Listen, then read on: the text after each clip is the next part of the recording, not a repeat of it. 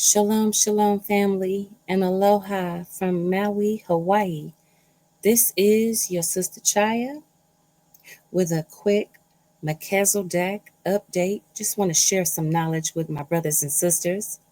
Welcome to the Melchizedek Network. If you are new, this is the network that represents for the King of Kings. That's right, the true Messiah. I pray that you are all well on this Tuesday, April 15th. And thank you to those brothers and sisters that have continued to watch my channel over on Facebook and Instagram and on TikTok. I love you with real love and real respect. So, family, there's a lot of conversation about solar storms and coronal mass injections.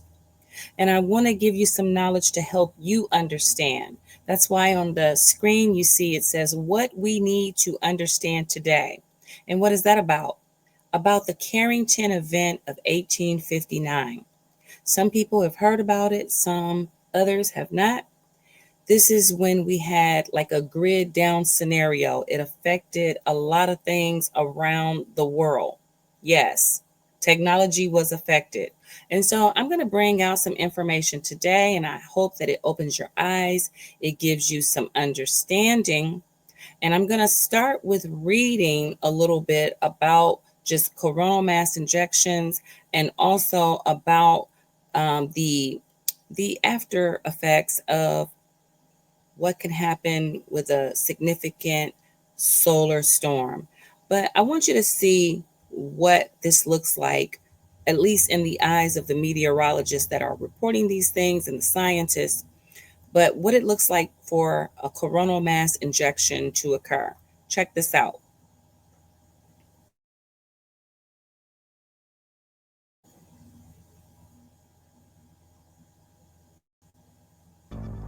Looking at LASCO 2, showing the coronal mass ejection from plasma filament eruption, which would have been the top right-hand corner of our sun in the first few images, opposite here with the imagery. Thanks so much for watching. Please share, like. All right, family. So did you see that? All of that energy coming from the sun. And now I want to talk about it, but I wanted you to have a visual. And then I also, let me see if I have the one that just occurred. Yeah, I'm going to show you that one as well. But let's get some information first, okay? This is straight from Google, the powers that be. But let's see what they're talking about. A solar maximum. 2025 marks the peak of the current solar cycle 25, a period of heightened solar activity. Isn't that interesting? Increased solar flares and coronal mass injections. Okay. Solar activity during a maximum can lead to frequent and intense. Let me get that for you so I can continue. Solar flares and CMEs, which can trigger geomagnetic storms on Earth. There was a near miss in 2012. A solar storm of comparable magnitude to the Carrington event, which took down pretty much the grid, occurred in 2012, but it was not directed at Earth because that's what's critical. If it's facing the Earth, these coronal mass injections, brothers and sisters, but it says it was not directed at the Earth. This event serves as a reminder of the potential risk. Also, space weather monitoring. Check this out. Scientists and engineers are actively monitoring space weather and developing tools to predict and mitigate the impacts of a solar storm. You mean like NASA? And you wonder why they are, constantly surveilling, having everything under surveillance, should I say, including us. But a lot of people don't realize or don't understand that Nasa in the Hebrew, it means to deceive. Yes, you see that red serpents, the fangs of the serpent going through that Nasa symbol. because it's a deception program to keep us asleep and not understanding about these things. That's why they like to talk in all this code and all this, like, technical talk that the average person doesn't understand. But that's why, brothers and sisters, I wanted to bring some knowledge to you today so you can understand the things that they are talking about behind closed doors. Because Brother Yosef and I, we're here in Hawaii, and we notice a lot of things because there is a NASA observatory here very close to where we live. Okay, going back to that. So they're doing a lot of space weather monitoring.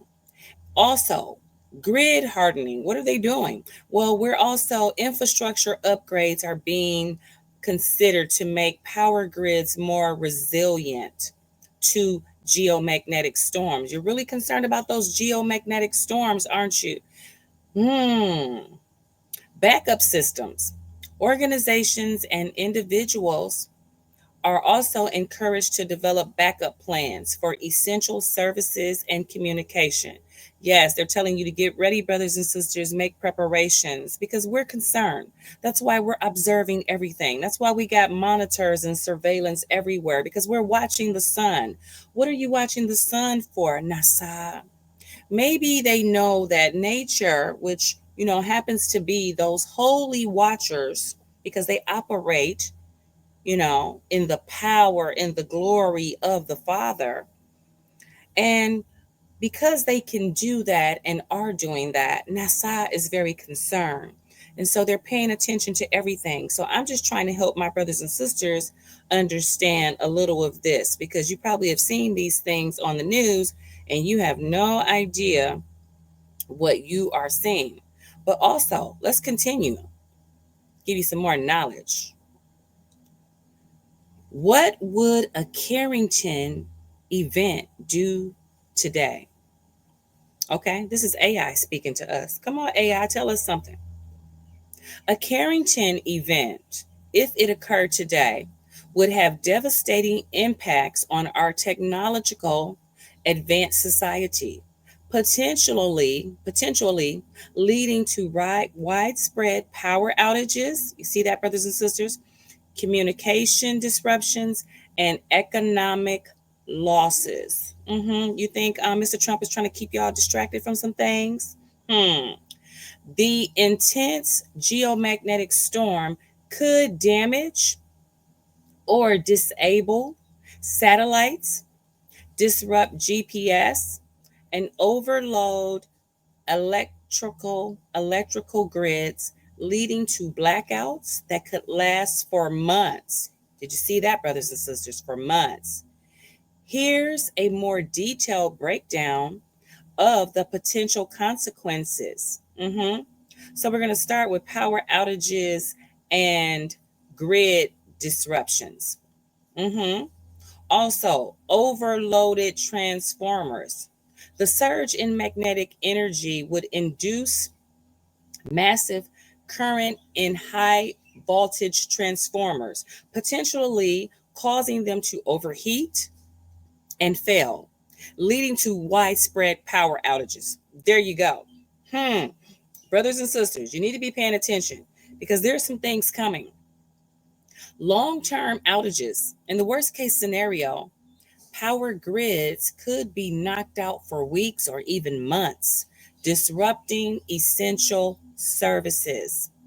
Also, impact on critical infrastructure, loss of water and wastewater systems, heating, air conditioning, and lighting systems could follow power outages. Brothers and sisters, think about the hospitals, because when you think about critical, you think about hospitals, you think about water that we need to live. I want you to think about how things actually could really go for the worse really fast if we have a severe geomagnetic storm, in which we're already in one right now, but they're saying that there's a potential for one, a great one in 2025. Isn't that interesting that they actually have a date? Disruption of communication and technology. Look at that, satellite damage. Yeah, they're concerned about their satellites. That's why they're trying to monitor the sun and pay attention. Because if you really knew the scriptures, you know that the Most High is the power behind the Son. That's the glory of the Father, brothers and sisters. Satellites, which are crucial for communication, navigation, and weather monitoring, could be damaged or disabled by the storm. GPS and navigational systems. Okay, GPS and other navigation systems rely on satellite signals. So, a Carrington event, like the one that occurred in 1859, it could disrupt these systems as well. How about mobile? Nobody can live without their mobile phones. At least that's what it seems like in this day and age. But mobile networks and internet outages. Mobile phone networks and the internet, which rely on complex electronic infrastructure, would likely experience widespread disruptions. Radio and TV blackouts. The surge in magnetic energy could disrupt radio and television broadcasts. Look at this one: economic and social impacts. Billions of dollars in damages. A Carrington level event could result in trillions of dollars in economic losses for the U.S. alone. Financial market disruptions. Is this the situation that may crash the market really officially? It's possible. You know, I never know, but it's quite possible. Quite possible, brothers and sisters. Financial markets, banking, and other financial institutions would be significantly impacted by power outages and communication disruptions. Disruption of essential services, which include emergency services, no paramedics coming, no police. Hospitals and other essential services could be severely hampered by power outages and communication breakdowns.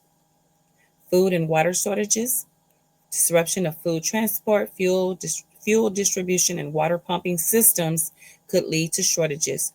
How about travel? Travel disruptions. Flights and other forms of transportation could be grounded due to communications and navigation disruptions.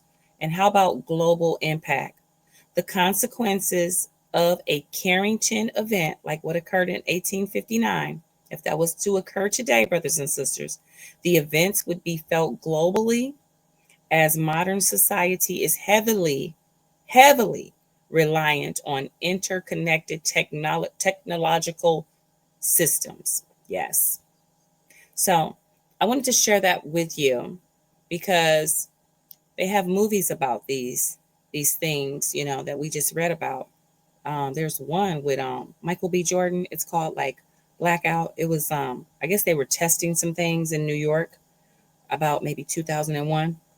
But again, I want you to understand. So I'm going to play something, and this is Paul here on YouTube. I like Paul and Adrian, their channel, and he shared this information. I mean, it's been some time ago when he shared this, but this is actually an official document from the U.S. government. So I am able to share this with you all. Yes, I am, because it is official documents that are available if you screenshot it.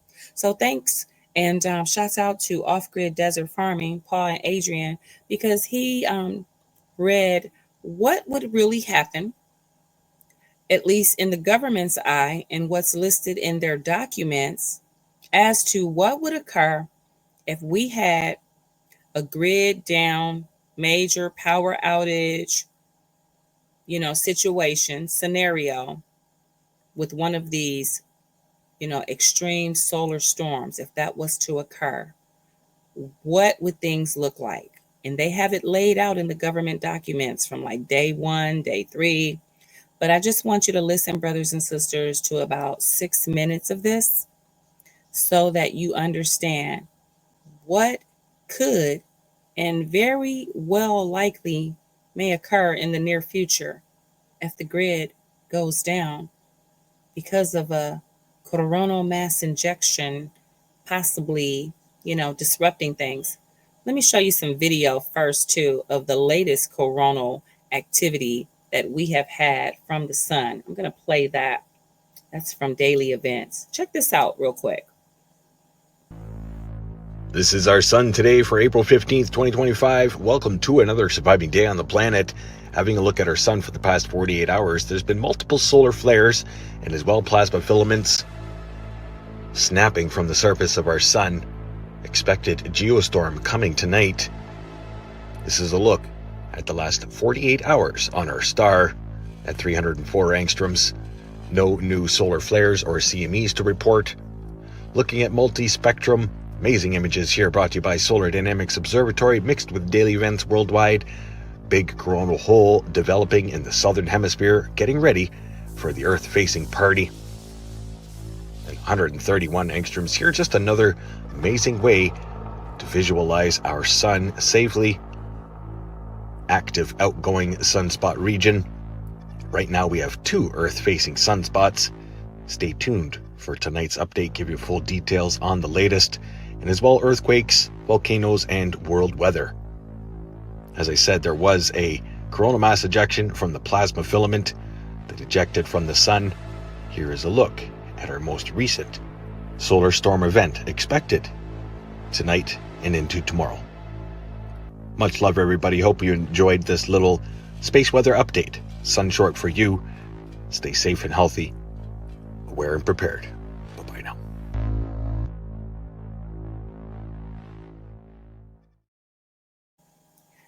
So, yes, brothers and sisters, the reason they are watching the sun so heavily because the sun has everything to do with the earthquake activity. It will interfere with their technology, which is the main reason. Their satellites, Elon Musk, think about that. But also, this is why we're seeing such a uptick in everything that's going on, from the hurricanes to tsunamis to typhoons to the tornadic activity. Yes, the storms, the windstorms. The sun is very active. So I'm going to share with you the documents from the U.S. government in regards to what would happen if the grid went down. Notice he said in that video that we're currently in a geomagnetic storm. Yes, we are. So there are disruptions. So, this helps you understand, like when your phone is not working, or 911. It's been many times where 911 is not operated, and all, emergency sirens and things like that. Man, this affects everything. Banking. Yes, brothers and sisters. So I want to share this video with you. Let me put it up. Enjoy, and I'll be back. Right here, it says call to action. And what's important about this is this document was recently updated and revised August of 2023, family. It says call to action for America, a collaborative report, task force on national and homeland security, secure the grid coalition. So let's see what it says, because it says an unaware and unprepared America. Without a change in policy for electric grid security, 90% of Americans are at risk of dying. Family, the government has given us a warning. They do believe that we are going to be living through a situation where the electric grid, power grid will go down. And so we need to be preparing. We need to be vigilant. We need to be proactive. And I want to include this educational information straight from the government. So this video from Paul reading is only 8 minutes. So I pray that you're patient to really hear this out, because I do believe it's important. And that's why Brother Joseph and I wanted to share it with you all. I love you all. And again, here's the information. Have a blessed weekend, and shalom. And let's go ahead and read this document. This is what is going to happen on day 1 of an EMP. And let me see if I can increase this a little bit bigger.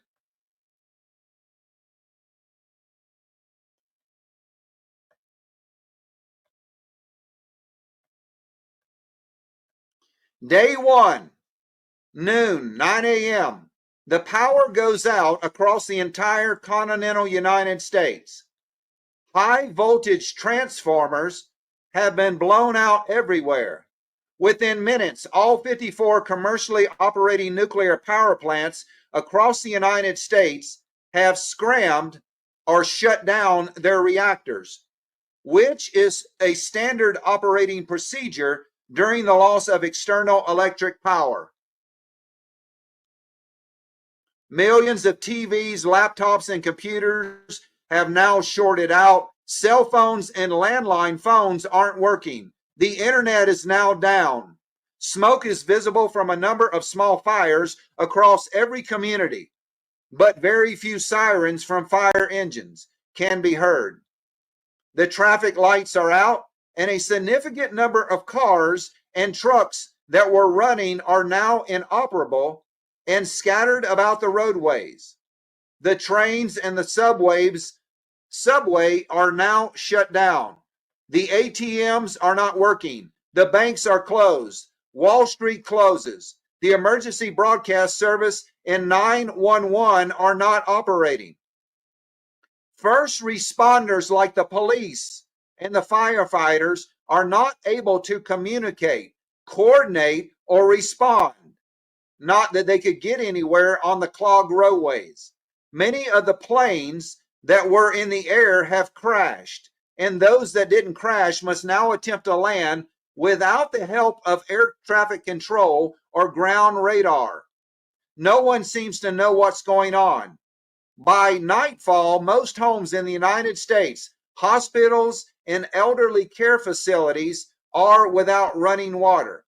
The nighttime sky is pitch black across America, and the stars seem eerily bright overhead. Day number 2 and day number 3 after an EMP goes off over our country. There is now a run on everything at the stores. Those that are open will only accept cash or barter since the debit card readers are non-functioning. There will be no trucks coming to resupply the grocery stores since the canning facilities, the distribution centers, and the interstate trucking all rely on the electrical grid to function. There are long lines at the very few gas stations that have emergency diesel generators powering their gas pumps. In the homes without emergency backup power, anything remaining in refrigerators and the freezers are spoiling and becomes unsafe to eat. Day number 4 through 6 after an EMP weapon has been detonated over the United States. Day 4 through 6. Law and order begin to break down across America. Without communications and functioning electronic equipment, many emergency responders stay home to protect their own families. Stores are looted for anything and everything. Many in the cities evacuate to the suburbs, often on foot, overwhelming the already limited resources there. Emergency backup diesel generators in most homes run out of fuel. 1 week to 10 days. Day 7 to 10 after an EMP has been detonated over the United States. Emergency backup diesel generators run out of fuel at most water and wastewater facilities, radio and TV stations, hospitals, food processing plants, and emergency services locations if they weren't damaged or destroyed on day 1. There will be no tanker trucks coming to refuel. Hospitals are required to evacuate their patients if they are without external electrical power for more than 72 hours, except there aren't any hospitals with electric power to evacuate the sick and their patients too. By now, there are few doctors, nurses, and hospital staff members remaining at the hospital because the majority have gone home to protect themselves and their own families. Many patients requiring constant care either have died or will soon die. without firefighters and water pressure, a number of fires that started from a variety of causes, from the blown high voltage transformers and from the electrical equipment on day one, from nature, from human error, or from arson, are burning out of control until there's nothing left to burn. As a result, entire city blocks in the United States and many homes are now in ashes. In the same manner, hundreds of wildfires burn out of control throughout the United States until they eventually burn themselves out. Without water pressure, there is no clean, safe drinking water available. Without wastewater processing, the situation quickly becomes disgusting and dangerous as pressurized raw sewage pours from the toilet and sinks in the lowest elevations of the system. This makes millions of homes and apartments uninhabitable due to both the health risk and the high level of methane gas. Day number 11 through 15 after a nuclear EMP has been detonated over the United States. Without law enforcement and law and order, the hungry and the desperate masses break into their neighbors' homes for food and supplies. Armed groups and gangs roam the street, preying on the weak and defenseless. Even the good people, if unprepared and forced to survive, do whatever it takes to feed their children and keep their loved ones alive. Like the first responders, many in the stateside military and the National Guard abandon their post and go back to their own home to protect their own families from the looters. Stateside military bases are now 99% reliant on the civilian power grid, and they are just as dark as everywhere else. The National Guard armories around the nation have been or soon will be looted by well-armed gangs intent on stealing loosely protected military vehicles if they will run weapons, supplies, and the hardware. The thin layer of civilized society is now slipping away into the fight for survival. Day number 16 to day number 30. By the end of day 7, the Nuclear Regulatory Commission's mandated diesel fuel supply for backup emergency diesel generators at most nuclear power plants run dry. For backup generators and reactor cooling pumps damaged or destroyed on day 1, there are two primary central locations in the U.S. with spares that would need to be transported many miles on clogged highways to their destinations. If a nuclear reactor plant operators are unable to operate and resupply fuel to the backup diesel generators, and if they are unable to power and operate reactor cooling pumps, reactor cores will eventually overheat, and pools for the spent fuel rods will eventually boil. In this case, over the next few days to weeks.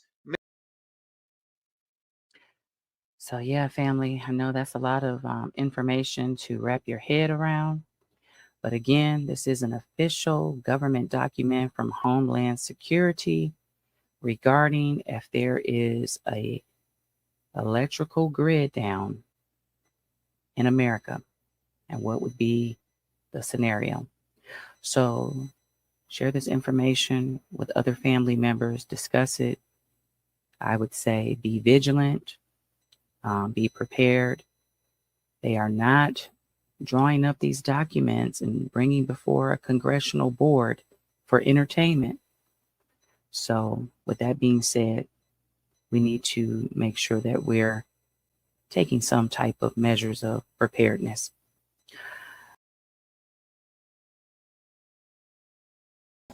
So, family, that's one that I recorded some months back. But again, they wouldn't be putting out these documents if they didn't have credible information. The point is, and the emphasis on getting your house in order. And when I say your house in order, I'm not just speaking of your physical house. I'm speaking of your spiritual house. Tomorrow is not promised to any of us. We've been seeing so much activity with the fires, the floods, tornadoes taking whole communities like never before. And it's more important that we really focus on our spiritual, because many people won't make it in the physical. That's the truth. A lot of people are not going to survive the things that are coming. And there is more to come. Things will get much worse before they get better. As you can see, we are in some really critical times. So I hope that this opened your eyes. Share it with others. And remember, we cannot believe anything that NASA, you know, the deception team, anything that they say. They're looking out for their best interests. They're concerned because they know the hour. They know, you know, that there are some things happening in the spirit realm. You need to be plugged into the Holy Spirit so you can recognize what's going on in the spiritual realm. If you have eyes to see, you can see. And if you have ears to hear. So, with saying that, again, pray for all. Don't let anybody be forgotten. There's so many people going through from Hawaii to those that are suffering in Bangkok and Thailand from the earthquakes. More things to come. California, New Mexico, what's going on with the immigration. Not to forget North Carolina. I just met a beautiful lady from Asheville, North Carolina. And we will see these tornadoes and the hurricane season that we're approaching. It's going to intensify because of these coronal mass injections. And that's really probably going to be the scenario that brings down the grid. And if not, who really cares? Because the reality is the grid will probably come down to some extent, because it's written that the banking system and this corrupt system, this unequal system of injustice and oppression for the majority of the world, it has to come down, brothers and sisters. So think about that. The Most High is the power behind the Son. This is the power and the glory of the Father. This is Yahshua coming in the glory of the Father, because he is the power behind the Son. Nature is the power of the Most High, the power and the glory. Those are the holy watchers, the Eker Dershe. And I know many people don't know what that means, but just understand that there is a lot that is happening in the spiritual realm. Okay? Just know that the Messiah is behind the scenes orchestrating all of this. Many people are waiting on him in the flesh. You're going to be waiting for quite some time, for a long, long, long, long time. His work in the flesh has been completed. He's working behind the scenes now, brothers and sisters. So we must continue to do the work and pass, because he's passed the baton. Now we must spread the love and the royal law, which is doing unto others as you would have them do unto you. Coming together in unity and respect for all people. That's right, loving thy neighbor as you would love yourself, and even loving your enemy as though they are your friend. We're going to need each other. I hope that you enjoyed this, brothers and sisters. Again, normal is not coming back, brothers and sisters. It's not coming back. I will talk to you soon. Share this information with others. And I love you with real love, real respect. And Brother Yosef sends his love. Praying for all of those who have been impacted by the storms and those that are in the eye of the upcoming storms.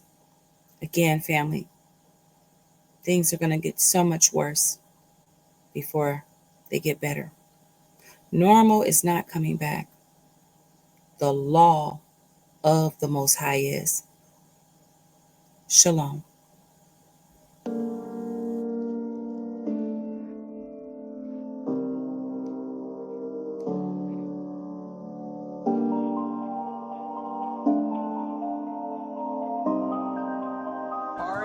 strong tornado with the horizontal vortex. This thing is at least an EF3. This is not weak. Oh my gosh. Sorry, lightning just struck right next to me. Take shelter immediately.